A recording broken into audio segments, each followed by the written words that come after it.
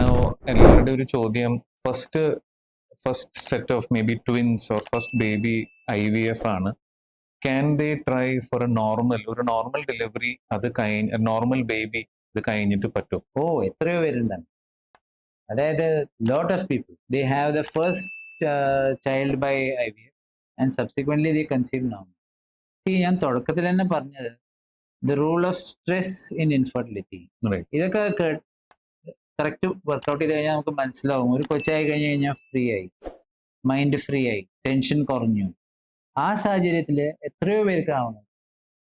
അതുപോലെ തന്നെ IVF ചെയ്തിട്ട് ഫെയിൽ ആയിട്ട് പിന്നെ നോർമലായിട്ട് ആവുന്നവർ എത്രയോ പേരുണ്ട്. No. So I always tell the patients IVF is a way to try and get pregnant fast. No. It is not the only way in which you can become pregnant. A lot of people in the US and some places there are people in waiting list for IVF. അതായത് IVF ചെയ്യാന്ന് പറഞ്ഞിട്ട് അവരെ waiting ലിസ്റ്റിൽ ഇടും. എന്നിട്ട് അവരുടെ chance വരുമ്പോഴേക്കും അവരൊന്നുമില്ല നോർമലായിട്ട് പ്രഗ്നന്റ് ആവുന്നവരുണ്ട്. Okay. ഇതൊക്കെ അതിന്റെ സത്യങ്ങളാണ്. These are all the basic truth. Right. So there is nothing of that sort. Oh. ചില പ്രശ്നങ്ങളുണ്ട്. ഇപ്പൊ ഫോർ എക്സാമ്പിൾ ഇപ്പോൾ അസൂസ്പെർമിയ സ്പേംസ് ഒന്നുമില്ല സെമനിൽ, ഫിക്സ് ചെയ്തിട്ട് തന്നെ പ്രഗ്നന്റ് ആവും. അവർക്ക് പിന്നെ എത്ര വെയിറ്റ് ചെയ്ത് കഴിഞ്ഞാണെങ്കിലും രണ്ടാമത്തെ വീണ്ടും Right. ഈ പറഞ്ഞ മാതിരി ട്രീറ്റ്മെന്റ് വേണ്ടി വരും. So but by and large ഈ പറഞ്ഞ we see lot of people No. they have a first child and then subsequently they conceive normal. Right.